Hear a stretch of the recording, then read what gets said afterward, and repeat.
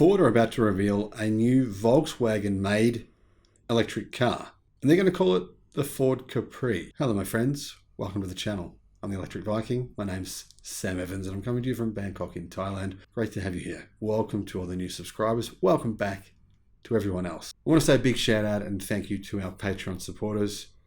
Really super appreciative of you supporting the channel, especially over the past 12 months when it's been, well, especially over the last 4 to 5 months, I should say, as we've gone through this really kind of crazy time. Now, speaking of a crazy time, Ford, they're having a bit of a crazy time right now. What do I mean by that? Well, I mean, Ford, I don't think ever really wanted to have electric cars made by Volkswagen. I mean, if you're going to pick from all the cars manufacturers to make your electric car from you, personally, I wouldn't be picking Volkswagen. I mean, I'd have Hyundai above Volkswagen. I'd have a few different companies. I'd have Aeon above Volkswagen. I'd probably even have XPeng above Volkswagen. I mean, the MEB platform, it's heavy, it's inefficient, it's not great. Yeah, it's a lot better than anything that Toyota, Honda, Mazda, and Subaru have to offer, though. So they've got that going for them. So Ford's new MEB-based car will be called the Ford Capri, and it's going to use the Volkswagen MEB platform. Following the unveiling of the Ford Explorer SUV, which is essentially a Volkswagen ID.4, which has been reskinned, rebadged, and has a different interior. The interior looks good. It has emerged that the car's twin in the skin, due to be revealed early next year, is tipped to take the name from its two-door sports coupe Ford sold in huge numbers across Europe from 1968 to 1986. I actually owned a Ford Capri. Yeah, it was all right. I mean, it didn't die on me.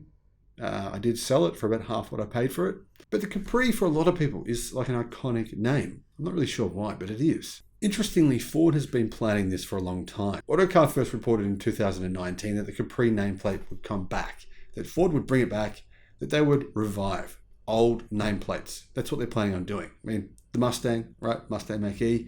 I mean, that's not really, it's never been an SUV, for example. It's never been electric. So Ford's sort of bringing back these old iconic names to revive some sort of emotion behind those brands. That's what they're hoping the Capri will do. Talking to Autocar ahead of the Explorer reveal, the chief designer spoke excitedly and passionately about the next stage in the company's evolution as he showed Autocar the company's Cologne factory. Now, I should point out Ford, I mean, their European strategy is basically to sell Volkswagen branded EVs as Fords and just hope that that works out okay.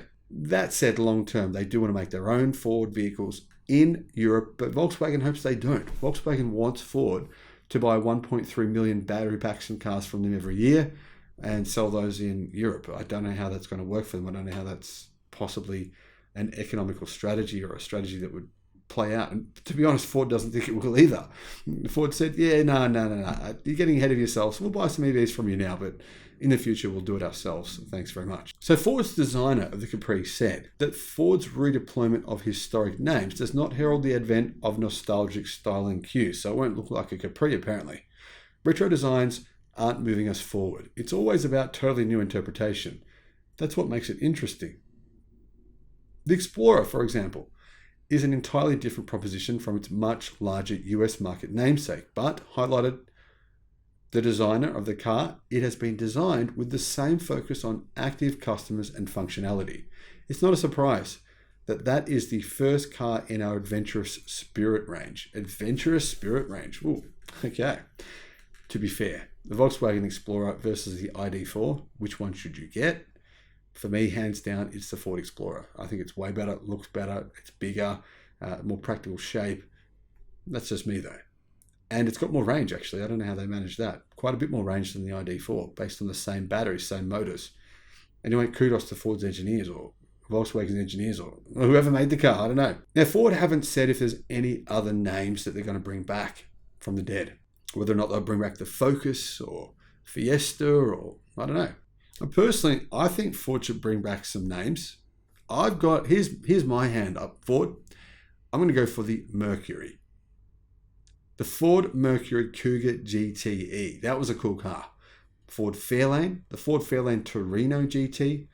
What about a Ford Torino? That'd be cool. What about a Ford Mercury Cougar Eliminator? Mercury Cougar Eliminator. Get a Cougar in the car, and I don't know what's going to happen, but yeah. Anyhow, there's some other pretty cool names Ford could bring back. What about the Ford Thunderbird? That'd be cool. Then you've got the Ford Mach-1 Cobra Jet. Ford Mach-1 Cobra Jet. I mean, that car actually did look rad, and it's got an equally rad name. Yeah, I'd buy one of those. Maybe. What about the Ford Galaxy? Ford Galaxy could make a comeback. You never know. Then you've got the classic 1969 Ford Talladega. Ford Talladega. That could work. Now, one of my favorite cars is the Aussie, kind of Aussie made really, Ford Falcon XB GT. Ford Falcon XB GT. That sounds pretty cool, yeah? Now I'm going to end it with my favorite name. The Ford Mustang Boss 429. That was a cool looking car. I digress. Ford are not saying whether or not they'll bring back any of those cars. Whether or not the new Mustang will be an EV only car. I mean, eventually it will be, otherwise it won't exist. But Ford haven't really said. But Ford's designers are saying they want to, and they believe the public would be interested in some of these names making a revival. So what will the Capri be? Well, apparently it's going to be an ID3. Seriously, I kid you not.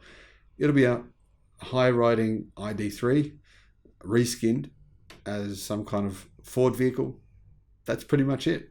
Yeah, I mean, 300 miles of range, they say. That's cool. 335 horsepower in its performance variant. I think I'd be happy with that. What do you think? So yeah, it's official. Ford bringing back the Capri. I'm not sure why they chose the Capri name versus other brands, but I'm going to guess it's based on the size of the Capri, which is actually a really similar size to an ID3. Can Ford sell these and make a profit? No. Volkswagen, do they make a profit from the ID3 or the ID4 or the ID5?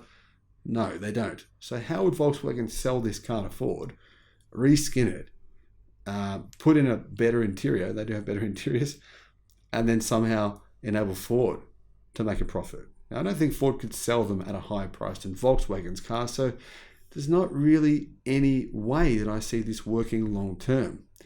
It's really just a way for Ford to maintain market share in Europe until they start doing their own thing. I'm going to guess using CATL's lithium iron phosphate cells or potentially the new Kieran battery. Let me know your thoughts in the comments. Thank you for watching. Bye-bye.